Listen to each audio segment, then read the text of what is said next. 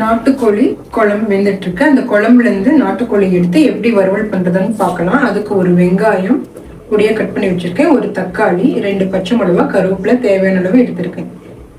எப்படி வறுவல் பண்ணலான்னு பார்க்கலாம். நாட்டுக்கோழி குழம்புல இருந்து வெந்த கறியை எடுத்து எப்படி வறுவல் பண்ணலான்னு பார்க்கலாம். அது கறியை மேல நம்ம எடுத்து வச்சுக்கிறோம்.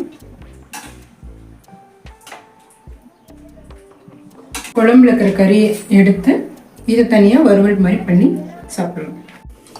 ஒரு ஸ்டவ் ஆன் பண்ணிவிட்டு ஒரு கடாய் பற்ற வச்சுக்கலாம். வடசட்டி நல்லா சூடாகட்டும்.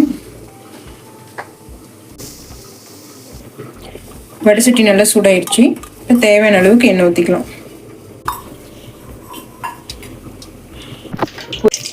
எண்ணெய் சூடாக இருந்துக்கோன்னா கடுகு போட்டுக்கலாம்.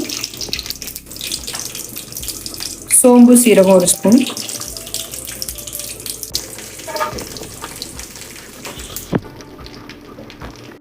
கருவேப்பிலை ஆட் பண்ணிக்கலாம்.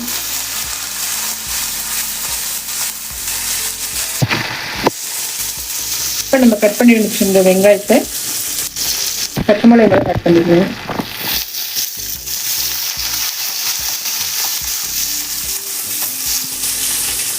வெங்காயம்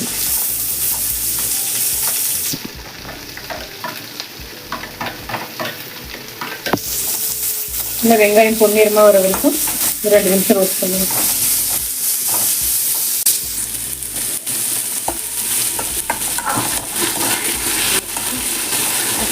வெங்காயம் நல்லா வதங்குற வரைக்கும் வெயிட் பண்ணுங்க. வெங்காயம் நல்லா வதங்கிடுச்சு. இப்போ தக்காளி 1 ஆட் பண்ணிக்கலாம்.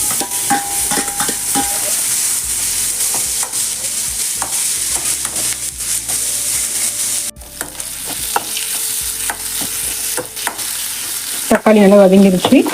இப்போ நம்ம வெந்த கறியை எடுத்து இதில் போட்டுக்கலாம்.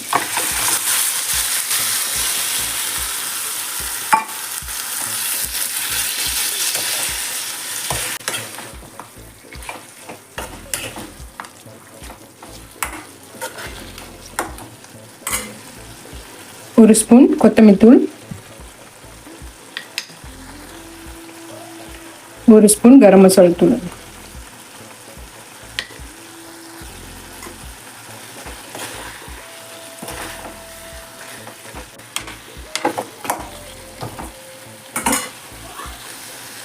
உப்புத்தூள் தேவையான அளவு போட்டுக்கணும்.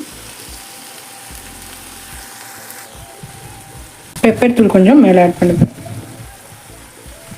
அதான் வறுவல் நல்லா காரமாக இருக்கும்.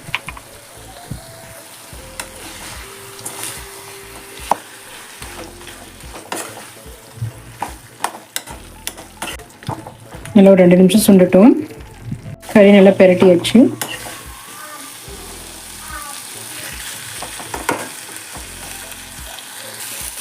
கொத்தமல்லி ஆட் பண்ணிக்கலாம். ஸ்டவ் ஆஃப் பண்ணிடலாம். நாட்டுக்கோழி வறுவல் ரெடி. நாட்டுக்கோழி வறுவல் செஞ்சாச்சு. எப்படி இருக்குன்னு பார்க்கலாம். இங்கே சாதத்துக்கூடயும் சாப்பிடலாம்.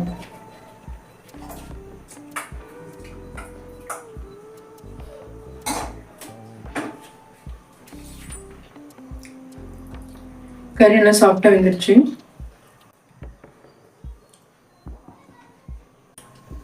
நீங்களும் இந்த மாதிரி நாட்டுக்கோழி வறுவல் செஞ்சு சாப்பிடுங்க. வீடியோ பிடிச்சதுன்னா லைக் அண்ட் சப்ஸ்கிரைப் பண்ணுங்க. தேங்க்யூ.